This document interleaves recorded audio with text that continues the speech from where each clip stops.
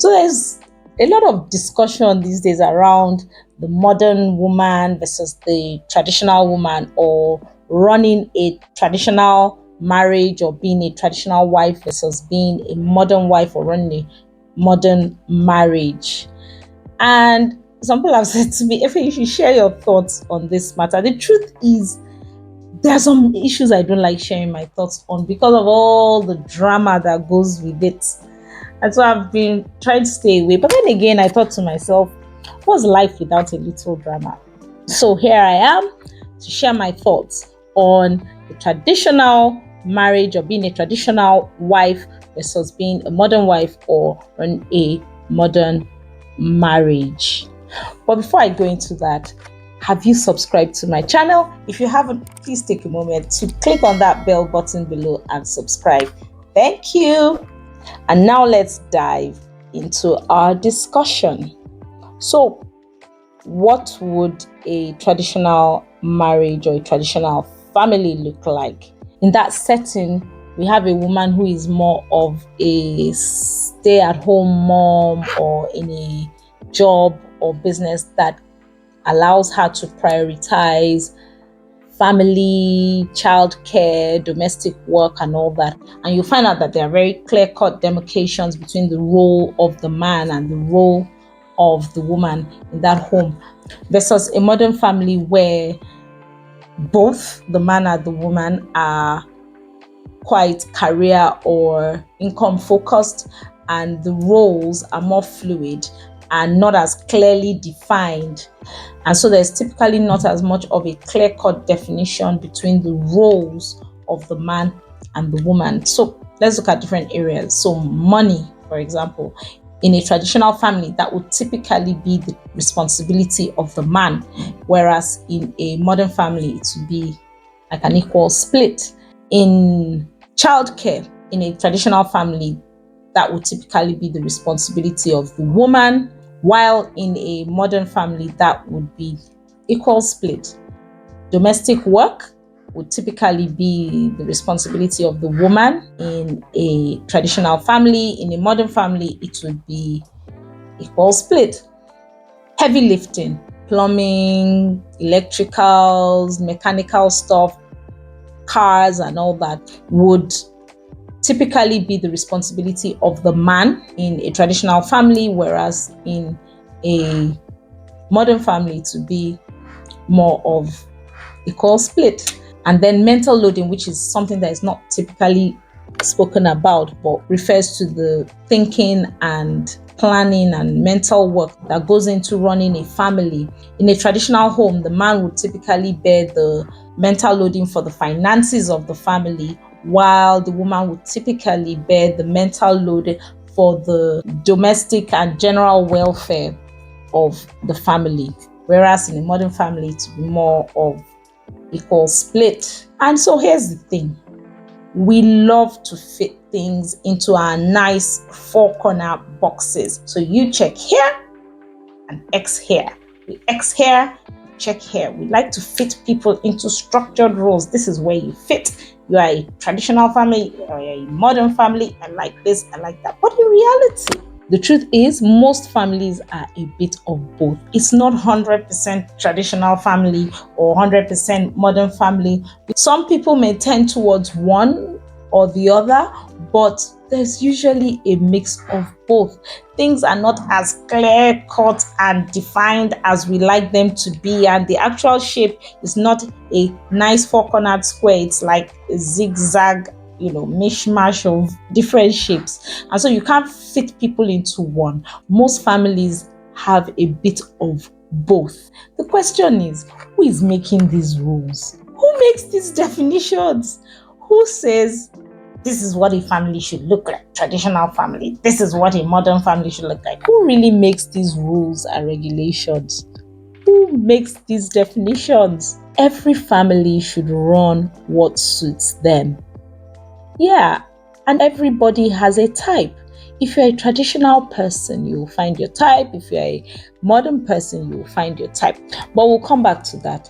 There are different things that we need to consider as we set up our families or as we go into choosing a mate and who to start a family with. There are some very important areas to consider, and it's more important that we consider those things than to say, oh, this is a modern family, or I'm running a modern family, or I'm running a traditional family. So let's look at some of those considerations. Number one, money.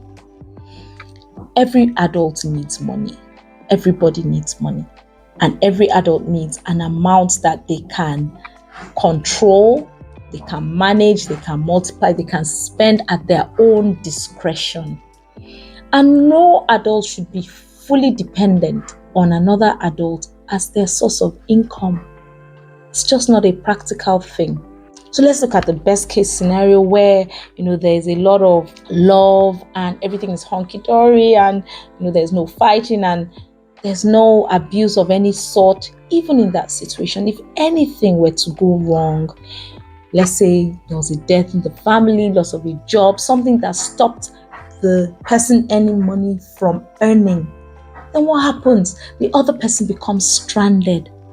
And not only that person becomes stranded, but everybody who is dependent on them, children, family members, everything just comes to a standstill because somebody is no longer earning money. So everybody should have a stream of income, no matter how small, something that you can build up and grow in case of an emergency, something that you can bank on, you can fall back on if need be. No adult should be 100% dependent on another person as their source of income. Number two, childcare. Now, up to a certain age, children need somebody to take care of them, and not just anybody, a trusted adult who can nurture them, raise them with the right values, and protect them. And that trusted adult usually is a parent. If you are having kids, one of the parents is in the best position to raise that child, except there's another trusted adult who can commit to doing that. But if there isn't, that child needs a trusted adult. A hired help is often not a trusted adult. They can assist, but they cannot take full responsibility for nurturing, teaching the child the right values, and protecting that child. Somebody who you don't know, somebody who you just got to know as an adult, that's not the best source for a trusted hand to raise your children. And so it's important that as we plan a family, we consider the fact that we have at least one parent whose schedule is flexible enough to make them available at short notice or to be there when the child needs it. It's going to be very hard for two parents who are in strict paid employment to run a family. And so you need somebody who is at least flexible in their schedule or who can be there at short notice or available to raise that child. Now, typically, many times, because it is a woman who can bear children, you find out that women tend to fill this role, whether in a modern family or in a traditional family. Let's come to the issue of domestic work in the house. And domestic work goes from everything from cleaning up to doing dishes to cooking to laundry, everything. Truth? It cannot be one person's responsibility. That's too much. One person cannot clear up after everybody in the house. Usually you find somebody, one of the two adults who is better at cooking or who enjoys it more.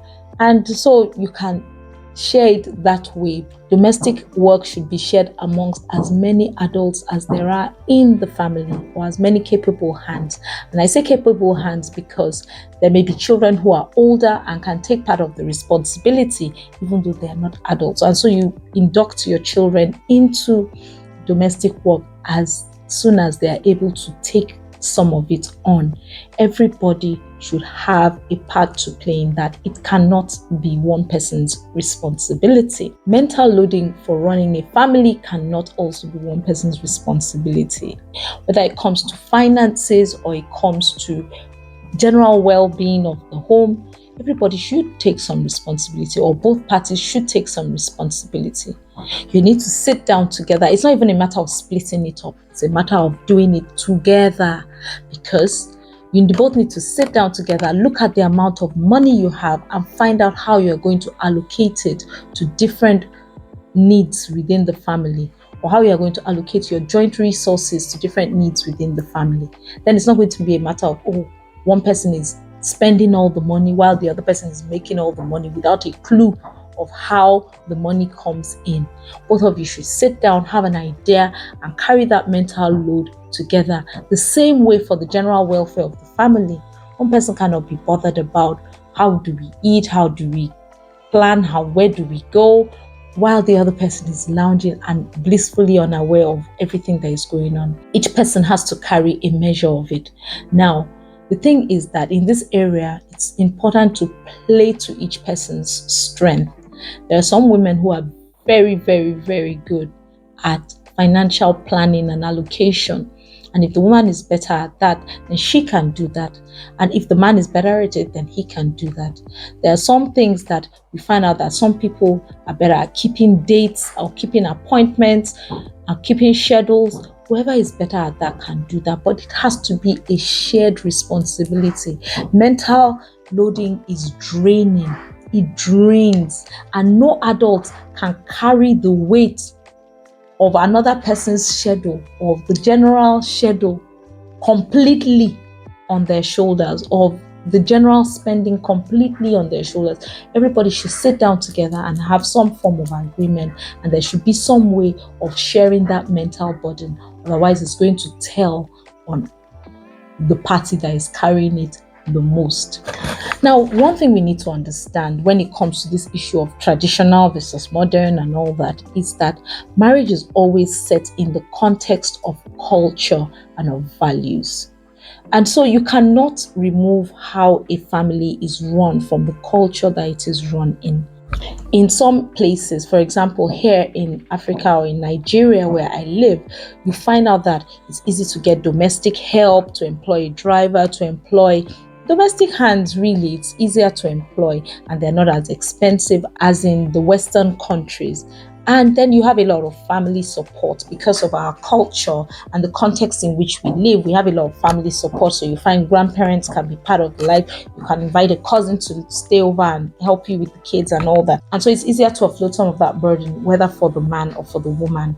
You can ask somebody to go and fix the car while you're at work. And so it's easier for, both people to carry along in their careers or their businesses, while also getting trusted hands to help with other duties around the home. However, if you went to the West, or if that family moved from Nigeria and moved to the West, they have to understand that it's a different context.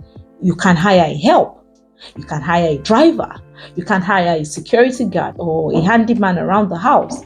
And so you're both going to have to sit down, understand that the context has changed and things are going to have to change. In the same way, you probably need more money because the bills are more structured. And so you're going to need more structured earnings to come in to run the home. And so if you're going to get that, then both parties will probably have to pitch in financially. But as both parties are pitching in financially, then both parties also have to pitch in domestically. You cannot have a woman who comes back from work, does all the domestic work, and she's sharing the bills, and she's caring for the kids, she's running their schedule. It's not going to work. The context is different. The culture is different. Even if the values remain the same, the context is different. The culture is different. And so we're going to have to consider those kind of things.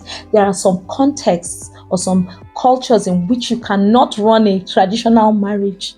You cannot have as traditional a marriage as you would have in Nigeria, in the US or in the UK. It won't work.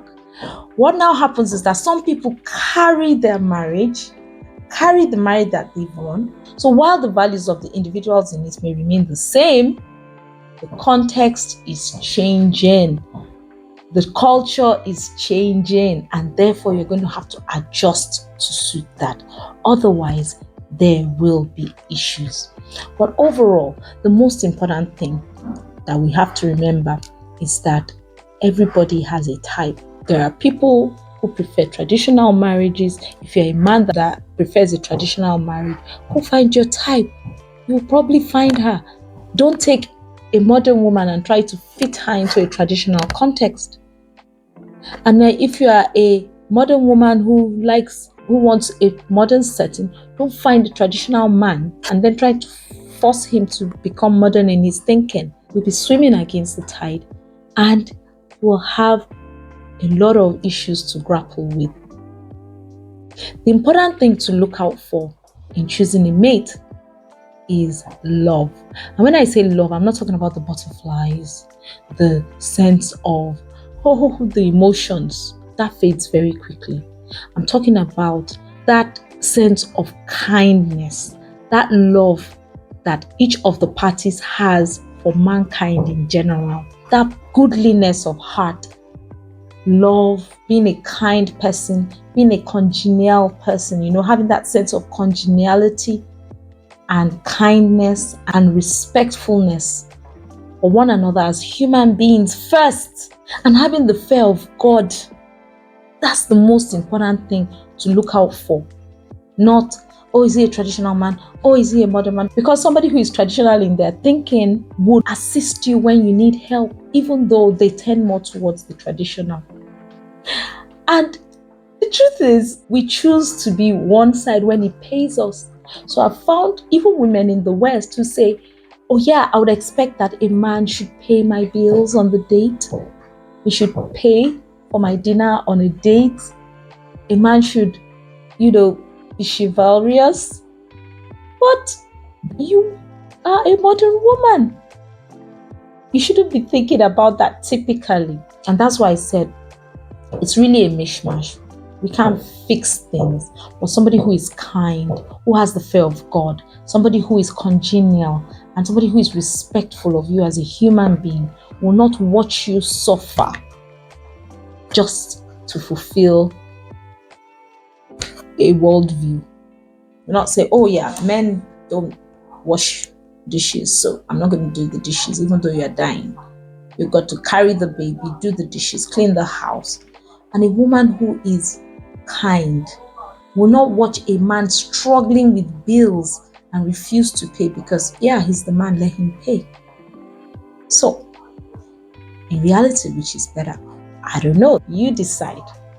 But more importantly, choose to be kind, to be respectful, to be congenial, and have the fear of God. And don't forget to watch my next video.